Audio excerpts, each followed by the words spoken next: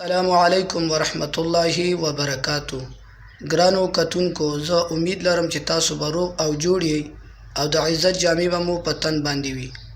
د رمضان مبارک روژې هم بالکل آخري اختتام ته رسیدلی دي او ورپسې د اختر د مبارک شپې ورځې را روانې دي.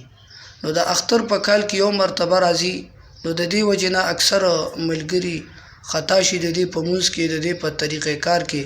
نو دې د وجې نه ما وغوښتل چې زه یو پریکټیکل یو عملي توګه باندې ویډیو جوړه کړم او د نیټ په ذریعه باندې ملګرو ته دا زه شو کړم چې دې نه موږ دا طریقه زده کړو.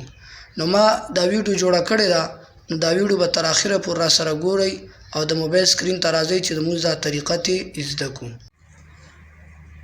د اختر د مونځ طریقه: نیت مې وکړ زړه د اخلاصه 2 رکعاته واجب مونځ کوم د وړوکي اختر سره د واړه تکبیرونو په دې حاضر امام پسې. خاصه خدای تعالی را مخ مې د کعبې شریفې په طرف کړو. الله اکبر، سبحانك اللهم وبحمدك وتبارك اسمك وتعالى جدك ولا إله غيرك.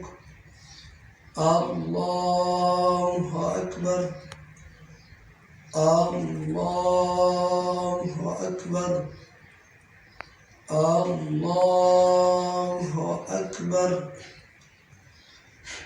أعوذ بالله من الشيطان الرجيم. بسم الله الرحمن الرحيم. الحمد لله رب العالمين الرحمن الرحيم مالك يوم الدين إياك نعبد وإياك نستعين اهدنا الصراط المستقيم صراط الذين أنعمت عليهم غير المغضوب عليهم ولا الضالين. إنا أعطيناك الكوثر فصل لربك وانحر إن شانئك هو الأبتر. الله. بسم الله الرحمن الرحيم. الحمد لله رب العالمين الرحمن الرحيم مالك يوم الدين إياك نعبد وإياك نستعين اهدنا الصراط المستقيم صراط الذين أنعمت عليهم غير المغضوب عليهم ولا الضالين.